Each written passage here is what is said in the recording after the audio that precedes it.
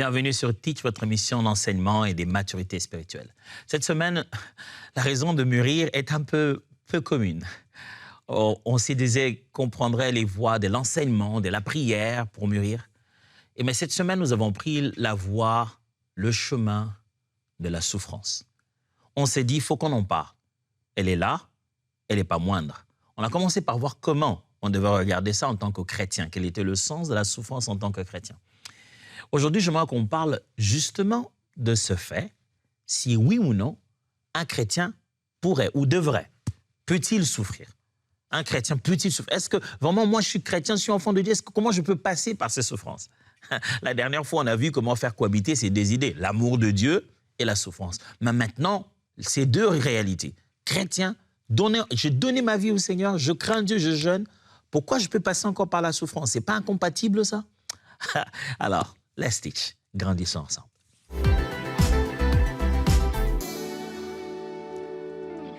Je voudrais, frères et sœurs, qu'en partageant avec vous aujourd'hui, vous puissiez voir la souffrance autrement. Qu'elle n'est plus pas, dès qu'on dit souffrance, vous puissiez tout de suite penser à un manque de foi. En disant, ah, celui-ci, il souffre parce qu'il manque la foi. Ce n'est pas un chrétien solide. S'il souffre, c'est qu'il y a quelque chose dans sa relation avec Dieu. Un peu comme les amis de Job le disaient. Et je sais aussi que là dehors, mes amis, il y a plusieurs théologies ou plusieurs points de vue sur la souffrance d'un chrétien. Certains considèrent que lorsqu'un chrétien souffre, il n'a pas été suffisamment endurant dans sa foi. En réalité, il n'a pas été si prophétique, il n'a pas vu venir. D'autres disent, mais bon, c'est le diable. L'origine de tout mal, c'est le diable. C'est que ça veut dire que s'il souffre, c'est qu'il n'a pas été délivré dans un domaine, il a été distrait. D'autres encore disent, s'il souffre, c'est normal. Hein? On est tous là, on est censé souffrir. Il n'a qu'à souffrir. On est chrétien, Jésus nous a promis de beaucoup souffrir. C'est ce qu'on va faire. J'aimerais qu'on regarde la souffrance non pas comme un échec de notre foi. Surtout pas comme un quotidien, notre lot, qu'on doit juste dire, allez, on est chrétien, ça signifie qu'il faut souffrir. Pour d'autres, même, souffrir devient marque de la foi chrétienne authentique. Je ne veux pas qu'on fasse ça. Je veux plutôt qu'on regarde la souffrance comme un élément pédagogique. Avant autre chose, je tiens à ce que pendant cette session aussi, nous puissions regarder la souffrance d'une certaine manière. Qui est à la base de la souffrance? Retenez ceci parce que ça va vous aider durant toute la semaine. Dans mon enseignement, j'essaye de montrer que là, le premier responsable, le responsable fondamental des conditions de souffrance, c'est le choix et le choix de l'homme. Dans sa liberté avec Dieu, pendant leur relation d'amour, l'être humain a fait le choix, malgré les multiples recommandations de Dieu, de choisir quelque chose dont les conséquences sont pénibles. La souffrance autour de l'homme a souvent été, en grande partie, principalement, l'objet de son choix. Mais je suis aussi en train de nuancer en démontrant que Dieu use de la souffrance comme une pédagogie. Laisse venir une souffrance ou met l'être humain dans des conditionnements que l'homme, lui, appelle souffrance. Ce n'est pas la finalité, mais c'est une méthode. L'homme ressent une souffrance, mais ce n'est pas la finalité. Du coup, pour Dieu, ce n'est pas pour le faire souffrir, mais c'est cette pression-là que l'homme ressent et l'appelle souffrance était une pédagogie. Dieu, de fois même, ne met pas en place ça, mais de fois, il glisse, je vais dire le terme comme ça, à travers même l'erreur que l'homme a commise, les conséquences qui viennent à cause de l'erreur de l'homme, pour lui enseigner. Mais je ne suis pas non plus inconscient que certaines de nos souffrances ne viennent ni de nos choix, ni de Dieu, mais simplement l'ennemi a vu et s'est dit, yo, il a commis un mauvais choix, je vais en profiter. Il profite de là pour faire plus mal, ou de fois, il initie lui-même un programme macabre et machiavélique pour détruire nos vies, et on en souffre. On a vu ce tableau en 360 degrés. On se pose la question, est-ce que le fait d'avoir donné sa vie à Jésus et d'être devenu chrétien, être dans la prière, être sensible, être à l'écoute de Dieu, conduit par l'Esprit, ça ne devait pas nous faire, déjà, éviter la souffrance? Pour que, si elle vient de l'ennemi, donc on va l'anticiper. Si elle vient de Dieu, pourquoi il en a besoin si on a compris la leçon autrement? Donc c'est là que, au milieu de ces trois réalités, le choix de l'homme, la pédagogie de Dieu, ainsi que les attaques de l'ennemi, vous devez vous rendre compte que l'humanité, la nature de l'homme ayant accepté le péché, l'a conditionné au fait que la souffrance devient un chemin obligé pour extirper de lui le bien. L'homme est devenu comme un fruit qu'il faut presser si on veut en recevoir le jus. La nature de l'homme demande qu'il passe par des conditions qui le compressent. J'insiste sur ce mot-là parce que l'homme ressent la souffrance, mais le but n'est pas être la souffrance. La finalité, ce n'était pas la souffrance, mais c'est la méthode pour en sortir quelque chose de bien. Tu ne peux pas opérer l'être humain, malgré l'anesthésie et tout ça, sans que la douleur puisse s'en suivre. On a fait du bien à l'homme, mais ça lui a fait mal. L'homme appelle ça que ça lui a fait mal, il en souffre, mais on a en réalité fait du bien. Dernière de choses, avant que je puisse commencer à étaler mes points du jour, j'attends à ce que vous puissiez aussi savoir, parce que là d'ailleurs c'est fort, que quand je parle de souffrance ici, je ne parle pas du fait que vous puissiez manquer de l'argent à un moment. Non, parce que de nos jours, souffrance signifie « Ah, je souffre quand même, je n'ai pas d'argent, je n'ai pas de moyens, personne ne m'aide. » Il y a plusieurs types de souffrance. Et le fait de manquer de l'argent, ce n'est pas un manque de foi. Ce n'est pas non plus que tu as fait des mauvais choix nécessairement. Je n'essaie pas de te culpabiliser en disant si tu passes par un moment de manque ou quoi que ce soit, c'est certainement ta faute. Tu as fait un mauvais choix. Comment tu as pu choisir de naître dans cette famille? On n'a pas choisi ces choses-là. Et le fait d'être dans le manque à un moment est un processus naturel. Lorsqu'un arbre n'a pas encore donné ses fruits, vous dites que l'arbre souffre? Non, l'arbre se prépare, est dans un processus final qui va donner le fruit. Mais pendant que l'hiver est là, l'arbre se sèche, tu te dis l'arbre souffre, il n'est plus vert, il subit quelque chose. Mais en fait, l'arbre est en train de passer dans le processus de la manifestation de son fruit. Et donc, le petit moment où on manque une chose ou une autre, on passe par une saison, cela ne signifie pas qu'on n'est pas chrétien. Ça fait partie du processus naturel de Dieu de faire grandir les choses. Dieu aime le processus. Et dans le processus, il y a un moment où on en a, et il y a un moment où on n'en a pas. Chaque manque n'est pas toujours la conséquence des mauvais choix. C'est peut-être juste l'étape du processus vers le moment où l'abondance ou la visitation divine va se manifester. Quiconque sème doit apprendre à attendre entre semailles et moisson. Cela étant dit, revenons sur le fait qu'on trouve bizarre que chrétiens puissent souffrir. Qu'est-ce que je peux affirmer pour qu'on puisse clarifier ça? Premièrement, écoutez bien ça. Oui, si la question c'est « un chrétien peut-il souffrir ?» La réponse est oui. Jésus a prévu. Ah bon? Ah oui, oui, oui. Jésus a prévu qu'on va avoir des souffrances. Je ne parle pas des manques ici, je ne parle pas de la pauvreté, mais Jésus a prévu que nous devons passer par des souffrances. Jean chapitre 16, verset 33. « Je vous ai dit ces choses afin que vous ayez la paix en moi. Vous aurez des tribulations dans le monde, mais prenez courage, j'ai vaincu le monde. » Jésus n'a pas dit « vous allez avoir une option de vivre une foi chrétienne sans tribulation. Il suffit juste de vous conformer, on ne vous fera rien. » Non, Jésus a dit « écoutez, voici le plan. Je vous préviens déjà pour que vous ayez la paix en moi. Pour que vous soyez calme, vous vous rassurez que bon voilà, dans tous les cas, il l'avait dit. » Une chose devait nous rassurer, que en réalité, notre souffrance était prévue.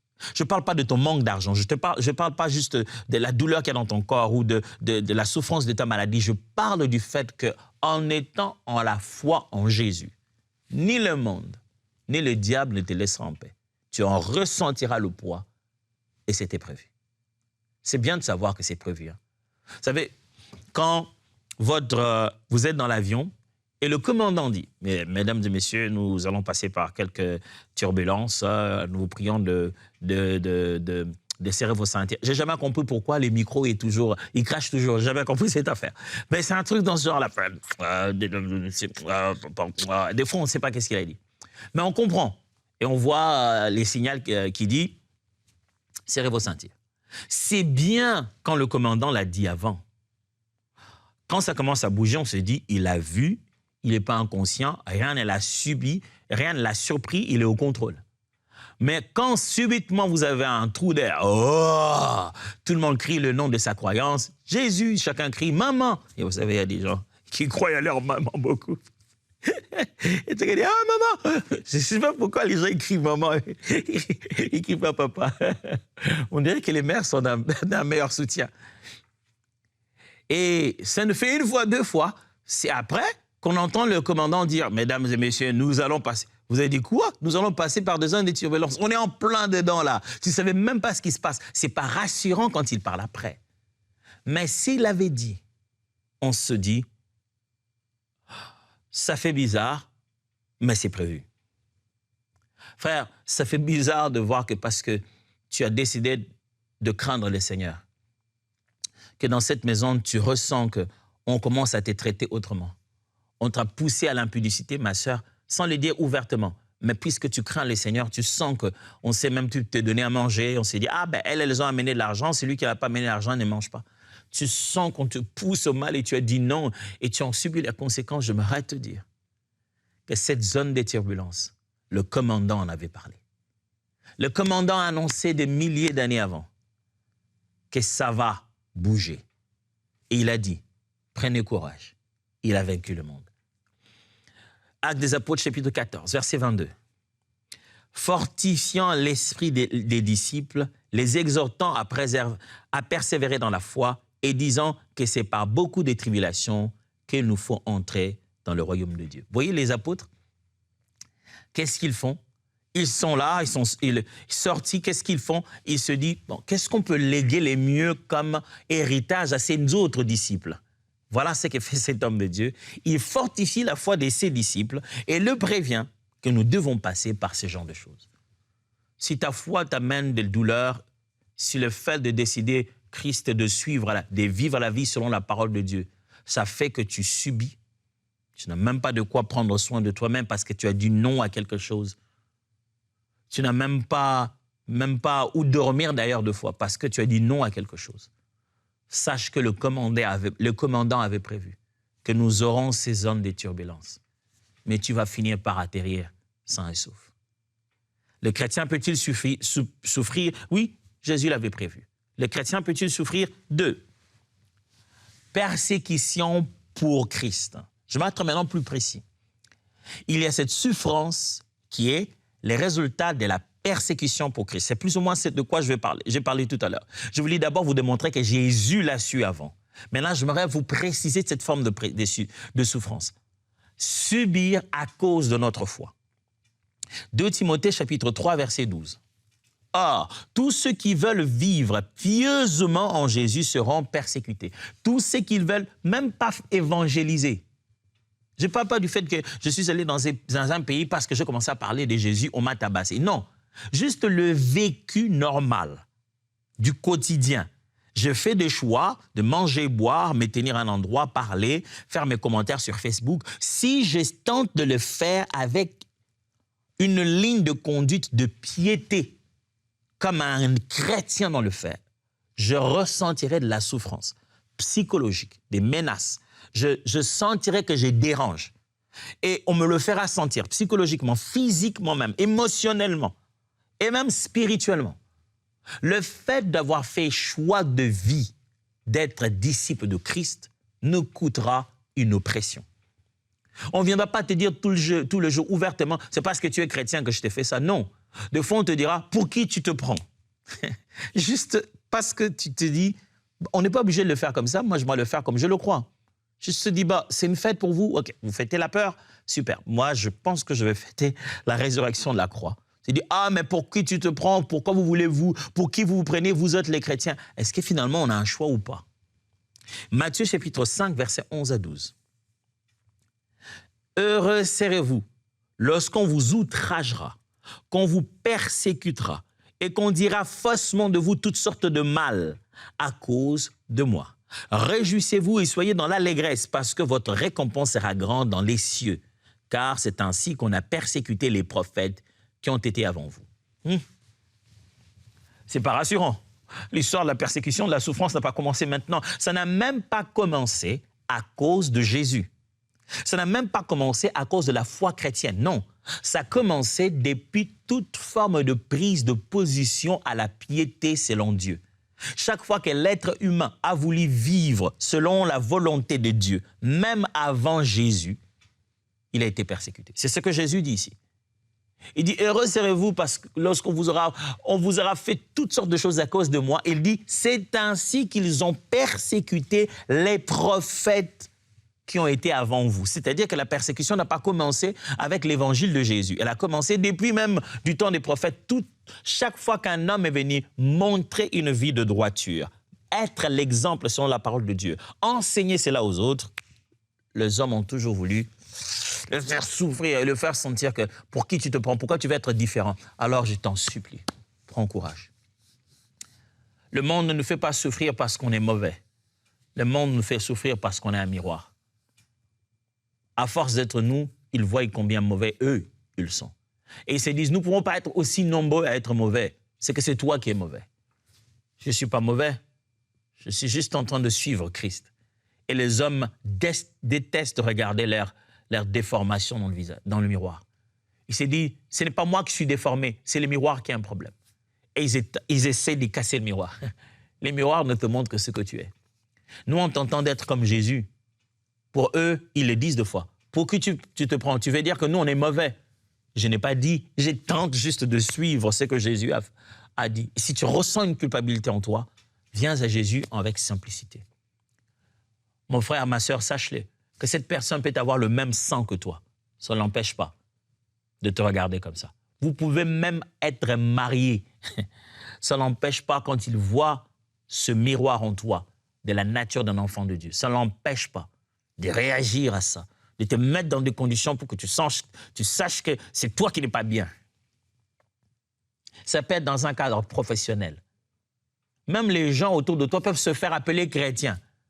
Mais la radicalité de ta foi devient comme une condamnation sur eux et te font subir de persécutions.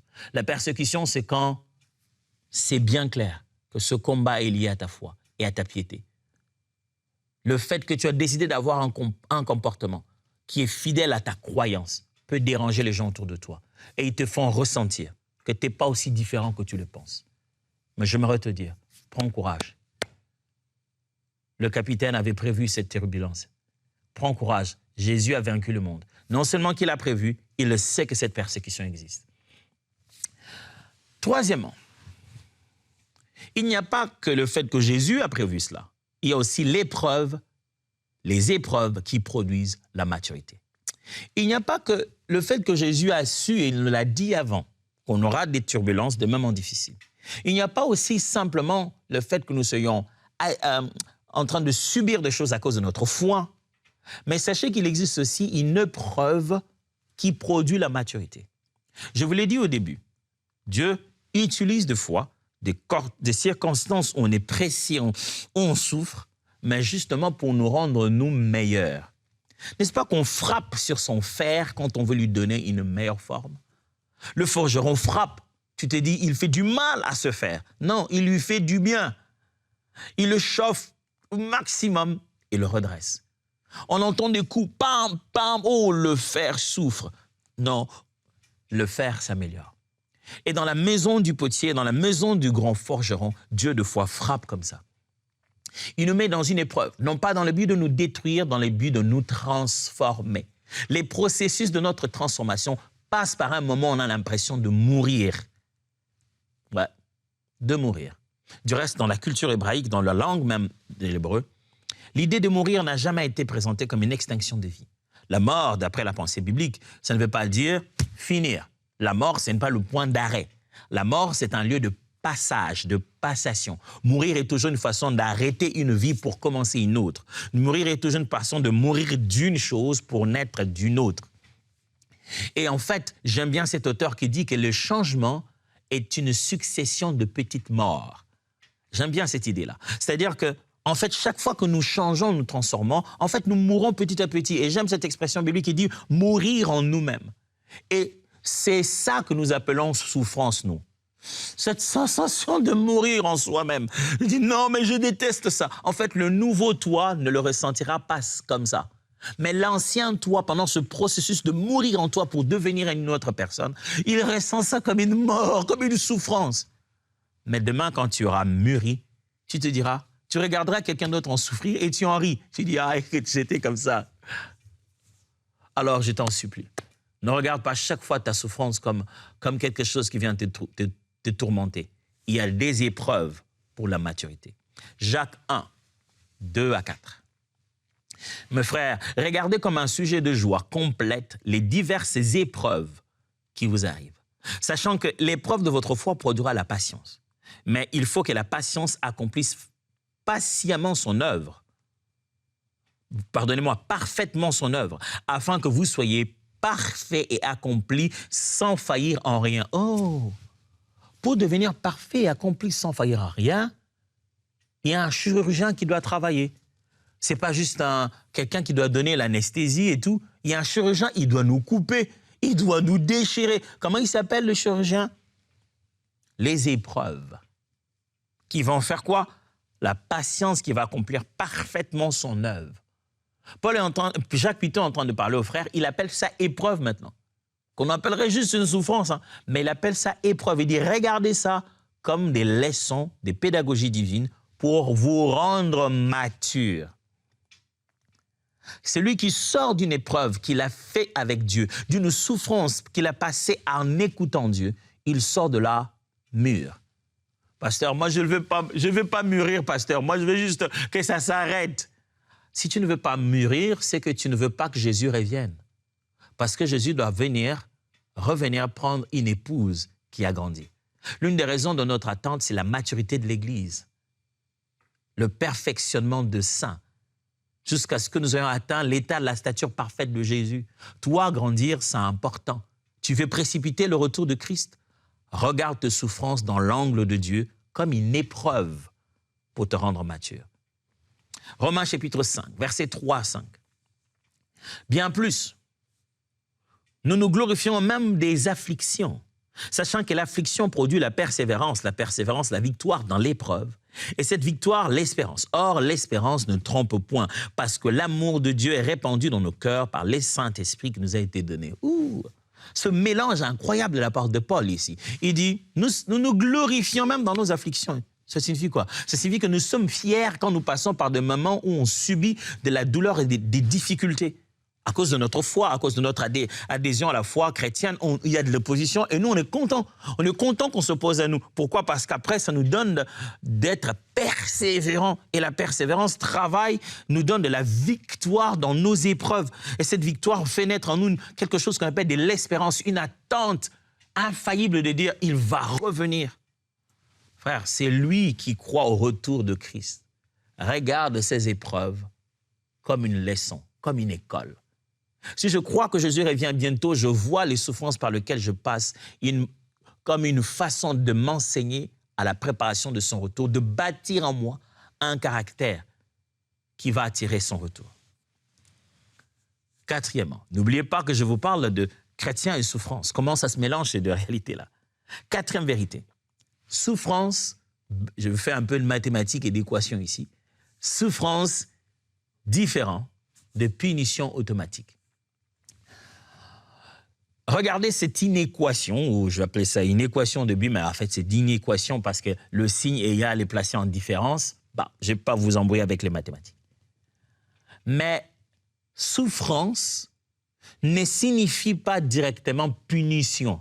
Non, c'est parce que je vous enseigne ici. Quand quelqu'un souffre, ça ne signifie pas que Dieu l'a puni nécessairement. Non, pas du tout.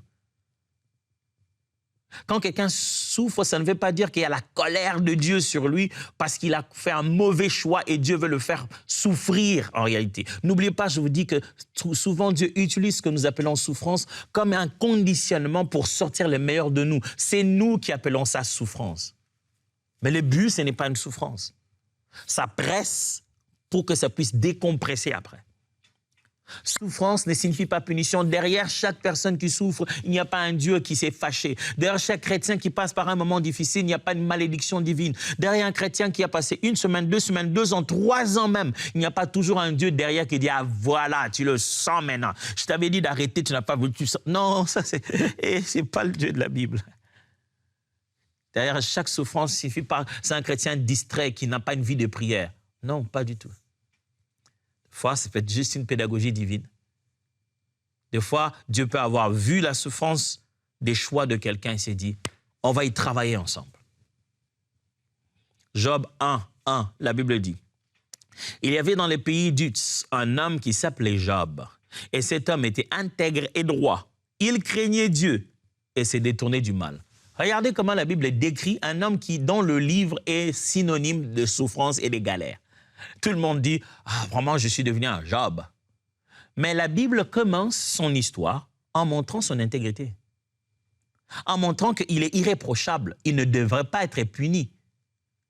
Mais vous savez quoi la conséquence? Parce que Dieu va voir le diable et lui dit, écoute, est-ce que tu as vu Job? Oh là, Job, c'est incroyable. Satan, est-ce que tu as vu Job? Et Satan dit, ah, tu dis tout ça, tu l'as déjà béni, c'est normal. Et Dieu dit, non, non, non, non, non, son intégrité et sa consécration n'a rien à voir avec les avoirs. Tiens, tu peux éprouver ses avoirs et tu verras que son cœur est au même endroit.